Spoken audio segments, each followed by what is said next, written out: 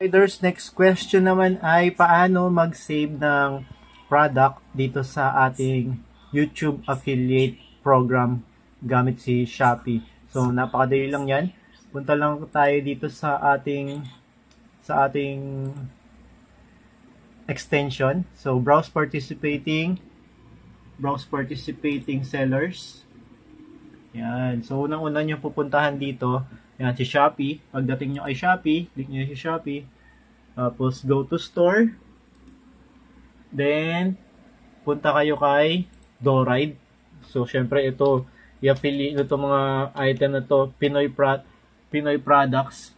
Yan, DoRide Sports, mga basketball, maganda dito. Napakalaki ng mga commissions na pwede nyo kitain dito. Yan, so, ganyan lang kasimple yan. So, punta kayo dito sa all products. So, makikita niyo ito yung mga products na nakaano dyan, na available kay DoRide.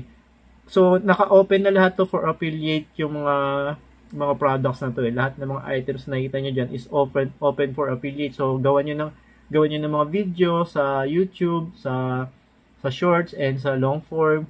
Maganda niyan kung may mga sarili kayong sample talaga niyan. Tapos, maganda rito kay DoRide, meron ding original na Molten. Meron ding original na Mikasa V300. So, original lahat ng mga binibenta natin dito. Wala tayong binibentang fake.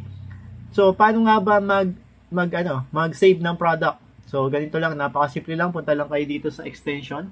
Click nyo yung extension. Tapos, lalabas dito yung mga product na pwede i-save. So, dito, medyo sa tingin ko, medyo hindi pa fully na-incorporate ni YouTube itong ganito. Kasi, naka-affiliate, may mga commission affiliate ready to mga products na to eh. So, isa pa lang yung display nyo dito. So, save lang natin yan. Then, automatic yan. Naka-save na to sa natin, doon sa extension natin. So, susunod, pag gagawa tayo ng video, mag-add tayo ng product doon sa mga video natin, madali na natin makikita yung mga item na yan. So, halimbawa, itong si Gatorade, yan. So, ito lalabas yan doon. So, click nyo lang yan. Mukhang manual na mangyayari dito, isa-isa natin may add. Tapos punta ulit dito sa extension. So andyan na ulit yung save button niya. So and so on. Sa tingin ko sa ngayon manual, hindi siya lumabas yung pangbuuhan, no. Ayun, no? So ito yung volleyball na ni DoRide na napakaganda. Soft touch. Tingnan natin kung lalabas siya dito sa extension.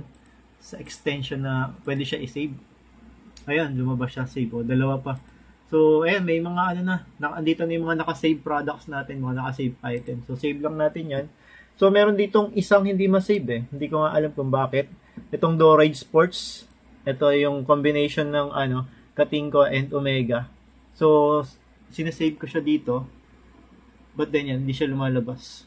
No products available. So, I don't know kung bakit. Kaya, hindi ko magawa ng content nito. Hindi ko ito magawa ng video. So, ganun lang kadali. So, extra income, panibagong extra income at sa tingin ko for long term ito at malaking opportunity to lalo na sa mga bago. So, kung bago kayo dyan na pumapasok sa pagko-content, pasukin nyo na si YouTube. Ang maganda kay YouTube, no? Maraming ways to earn kasi pwede kayong kumita kung nakamonetize na yung ninyo, kung nakamonetize na yung channel ninyo. So, pwede kayong kumita through views and dun din sa pagiging affiliate. So, ito yung mga products na ginagawa natin. So, may mga shorts din tayo. Pero marami yan, mga long form video. So, ayun lang. So, mga idol, don't forget to please subscribe sa aming channel. And I hope nakatulong itong video na to sa paparating ninyong malaking earnings dito sa YouTube. So, that's it. I'm Bounce Out.